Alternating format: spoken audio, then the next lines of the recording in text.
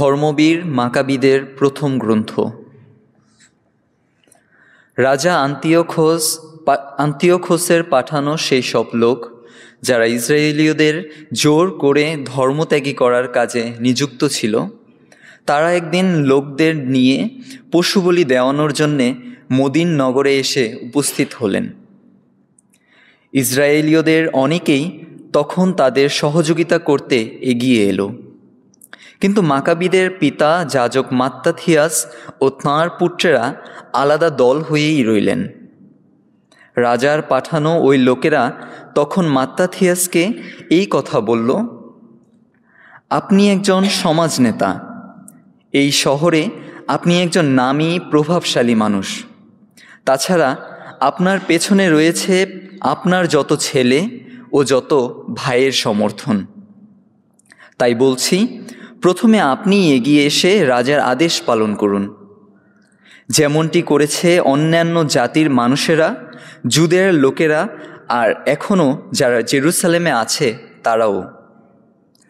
তাহলেই আপনি ও আপনার ছেলেরা রাজবন্ধুদের মধ্যে স্থান পাবেন।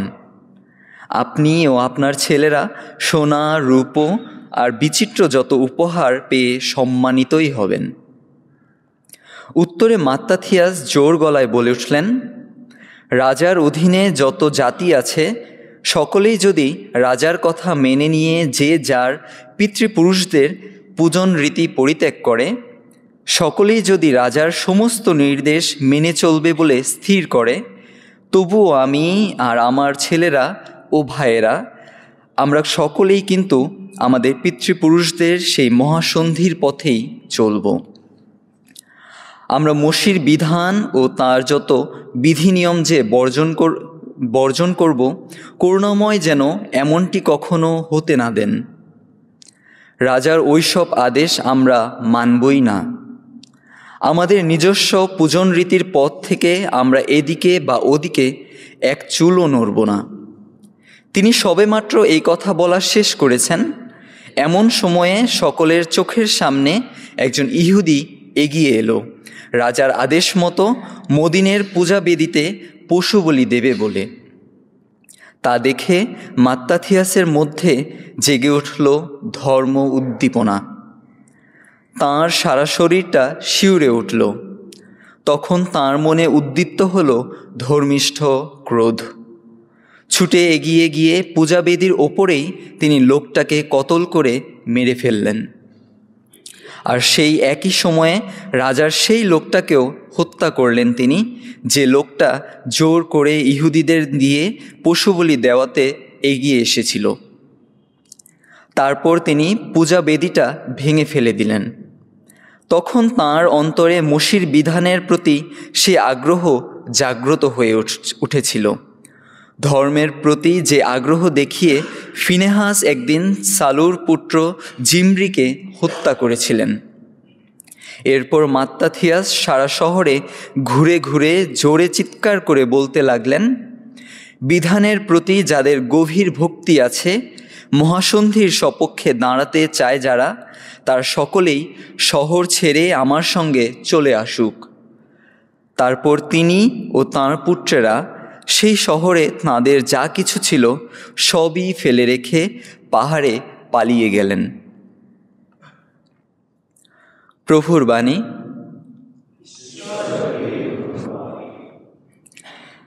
যে চলে প্রভুর পথে সেই তো পায় মুক্তি।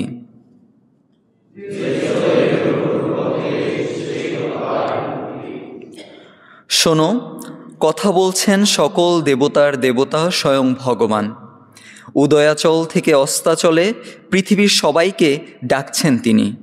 পরম সুন্দর এই সিয়ন নগরী থেকে আহা বিকীর্ণ ঈশ্বরের বিভা।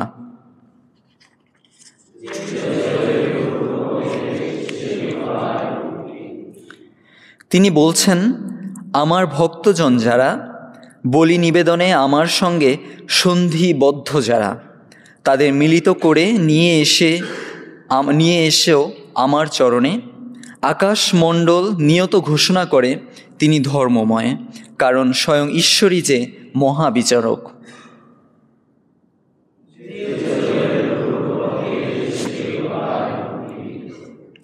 ঈশ্বরের কাছে তুমি বরং স্তুতিযজ্ঞই করো নিবেদন। পরাৎপরের কাছে যা কিছু মানত করেছ তা পূর্ণই করো। সংকটের দিনে আমাকেই স্মরণ করো তুমি, তাহলেই আমি বাঁচাবো তোমায়, আর তুমিও করবে আমার মহিমা কীর্তন।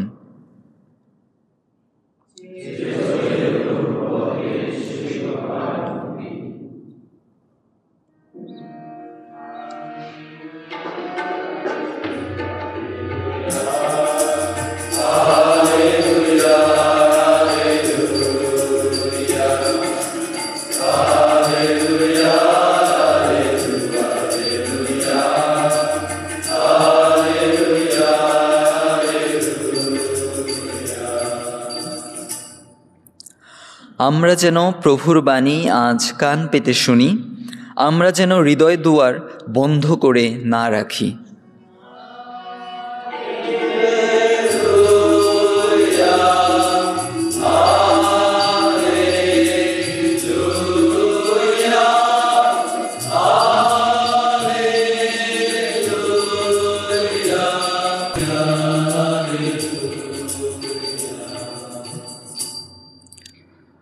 প্রভু আপনাদের সহায় থাকুন। লোকরচিত মঙ্গল সমাচার।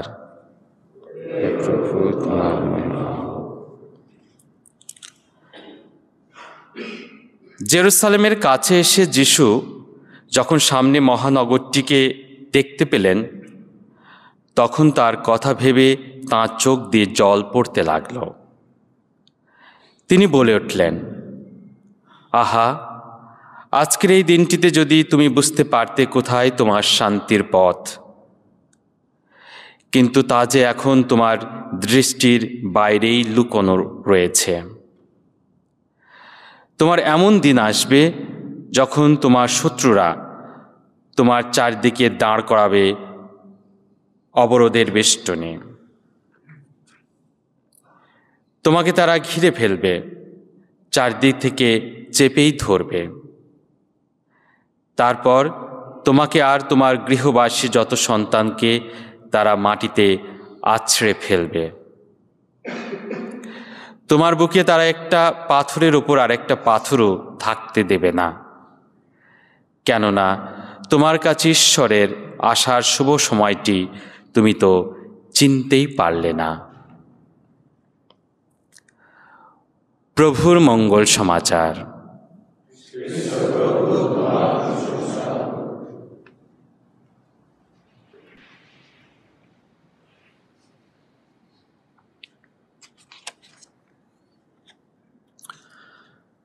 প্রিয়জনেরা, আমরা বিগত কয়েকদিন ধরে ধর্মবীর মাকাবীয়দের কাহিনী শুনছি এবং রাজা আন্তিওখাসের যে নির্যাতন, এই পৌত্তলিক রাজার যে অপশাসন এবং অধর্ম করার জন্যে যে চাপ, আর তার ফলও আমরা দেখেছি। আমরা শুনেছি সেই যাজক এলিয়াজারের মৃত্যুর কাহিনী, শুনেছি গতকাল সেই মা তার ছেলেদের কিভাবে সেই মৃত্যুর কাছে উৎসাহ দিয়েছে মৃত্যুকে বরণ করার জন্যে।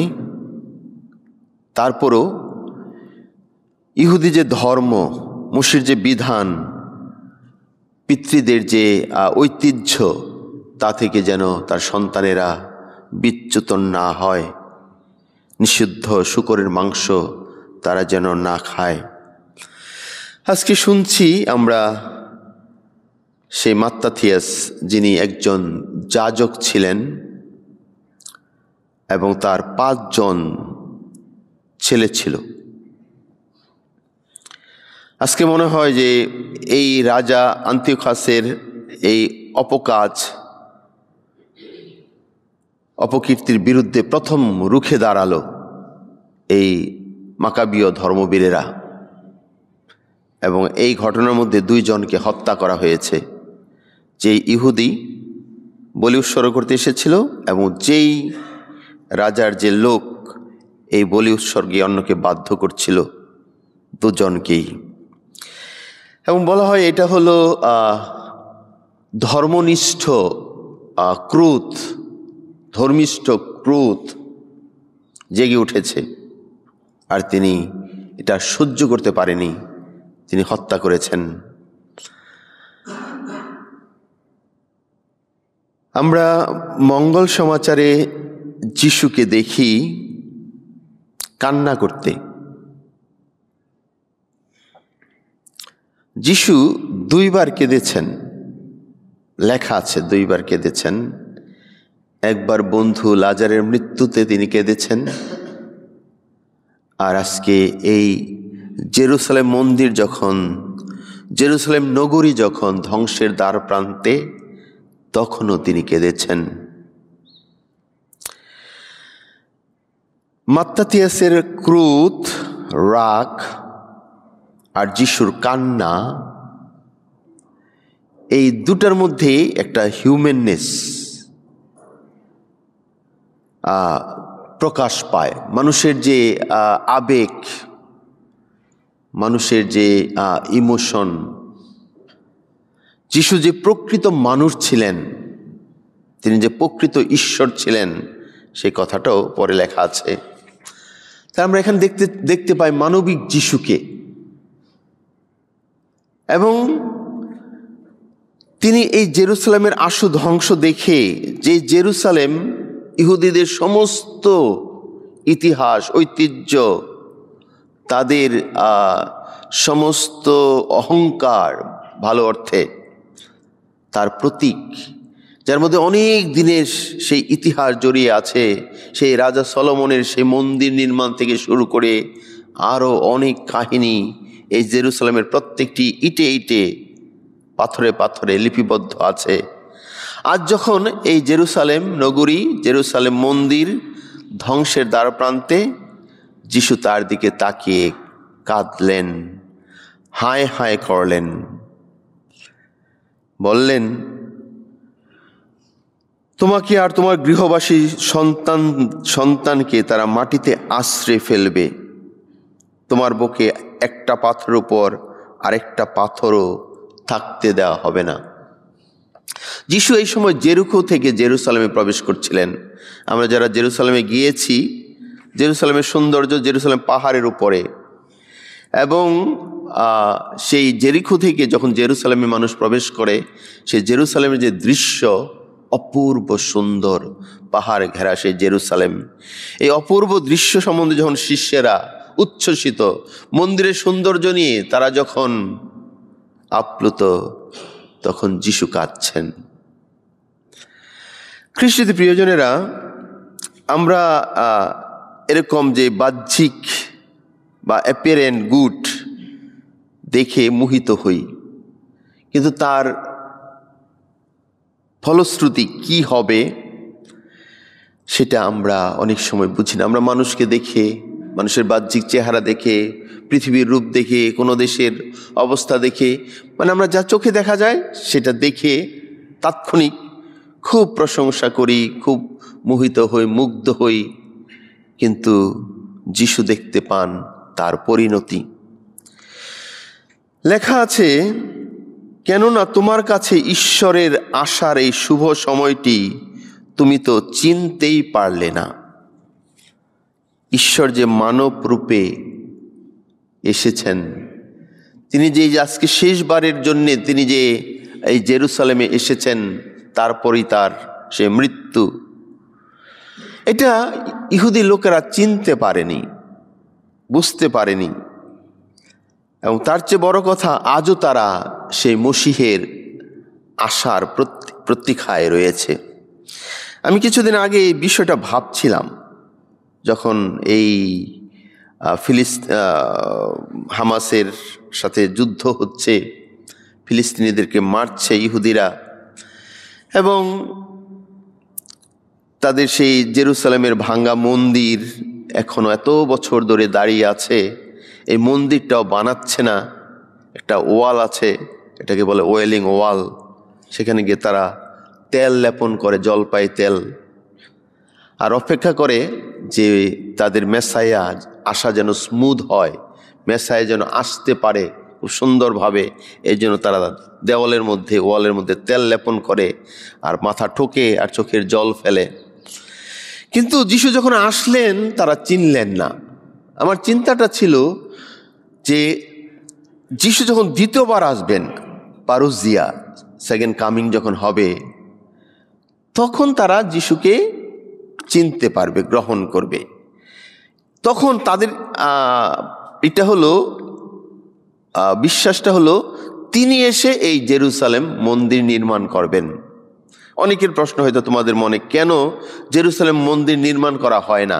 পাশেই তো আলাস্কা মসজিদ, তারা এত সুন্দর মসজিদ বানিয়ে রেখেছে, জেরুসালেম কেন ভাঙ্গা? কারণ তারা অপেক্ষায় আছে মুক্তিদাতা আসবে, মেসায়া আসবে, তিনি নিজে এই মন্দির নির্মাণ করবেন। তাই আমার চিন্তাটা ছিল যে ঠিকই তারা যিশুকে চিনবে, কিন্তু যিশুদের দুইবার আসবে, একবার এসেছিলেন, এটা তারা মিস করেছে। কিন্তু যখন তিনি শেষবার আসবেন তারা ঠিকই মেসায়াকে চিনবে, ওই প্রতীক্ষাই রয়েছে। তাহলে এইটাই হলো খ্রিস্টানিটির সাথে জুদাইজমের পার্থক্য। তিনি যে মানুষ হয়ে এসেছিলেন, তিনি যে এই রূপে এসেছিলেন দিনবেশে, তিনি যে আমাদের একজন হয়ে এসেছিলেন, ইম্মানুয়েল হয়ে এসেছিলেন, এই মুক্তিদাতাকে তারা চিনেনি। তারা চিনবে যখন মহাগৌরবে আসবেন, শেষ বিচার করতে আসবেন, সেই মেসায়ের জন্য তারা অপেক্ষায় আছেন। তাই ধন্য আমরা যে আমরা মানব যিশুকে চিনেছি, আমরা সেই ইম্মানুয়েল ঈশ্বরকে চিনেছি। তাই তিনি আক্ষেপ করে আজ বলছেন, তোমাদের কাছে যে ঈশ্বর আসলেন এই শুভ সময়টি তোমরা তো চিনতেই পারলে না। আমাদের জীবনে ঈশ্বর আসেন প্রতিটি মুহূর্তে, বিশেষ বিশেষভাবে আসেন, এমনকি বিশেষ বিশেষ সময়ে বিশেষ রূপে আসেন। এই সময়টি, এই মুহূর্তটি আমরা যেন মিস না করি, আমরা যেন বুঝতে পারি মুক্তিদাতা যীশু খ্রিস্ট আমাদের জীবনে আসেন। তিনি এসেছিলেন, তিনি আসেন, তিনি আসবেন, সেই প্রতীক্ষায় আমরা জেগে থাকি।